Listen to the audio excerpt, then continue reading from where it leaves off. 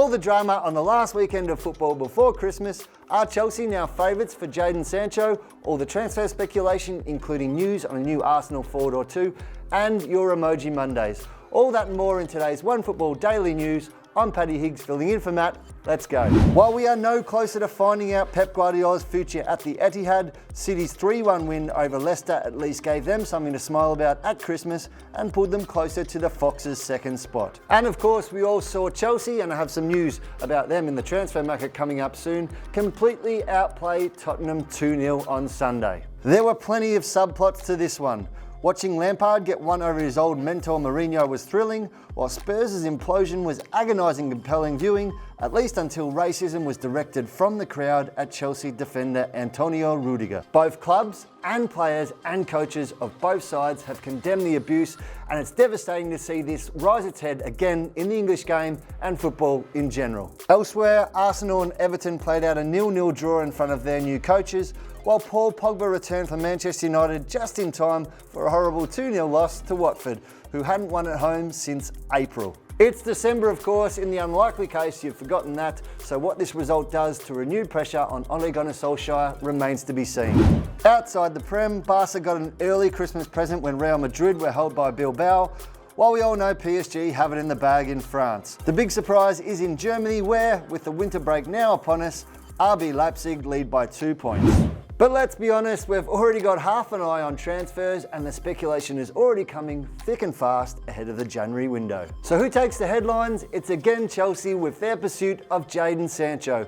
The Blues are back in the transfer game after, of course, their transfer ban was cut short, and it appears they're now going to make a £120 million bid for the Borussia Dortmund winger. Lampard has his Chelsea squad in good shape. They're young, they're quick, and they're dynamic, and they play for him. But the feeling is that Chelsea haven't quite replaced the goals and the guile of Eden Hazard, and this is potentially where Jadon Sancho comes in. Sancho has been exceptional at Dortmund and has 9 goals and 10 assists in 15 league games this season. However, the club has not been overly happy with his behaviour, and there are thoughts that he is angling for a move like this. This is one January transfer to definitely keep an eye on.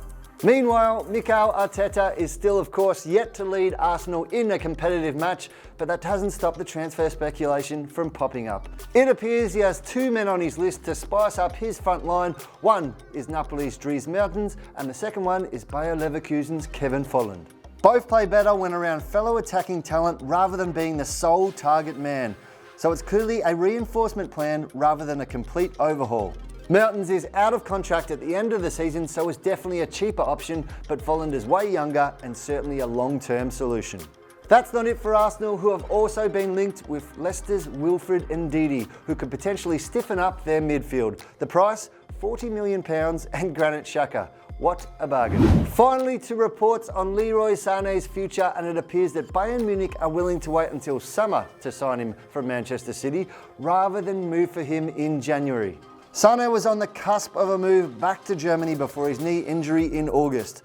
Bayern might be playing a wait-and-see game to see how he recovers from that injury before making any move, needing to be around £100 million. Bayern haven't messed around with one of their other transfer targets, however, announcing that Schalke goalkeeper Alexander Nübel will join on a free transfer next summer. Nübel is regarded as one of the brightest German goalkeeper prospects and was linked with Spurs, but he now follows Manuel Neuer in moving from Schalke to Bayern. To a quick roundup of our Friday feels, and I take no joy in announcing that Matt completely struck out in all 3 of his predictions. Now you guys had a bit of trouble too, everyone seeming to fall down when it came to the Spurs-Chelsea game. The legend 123 perhaps got closest, predicting the 0-0 draw between Everton and Arsenal, predicting that Man City would of course score 3 in their win over Leicester, but again, falling down when it came to Spurs.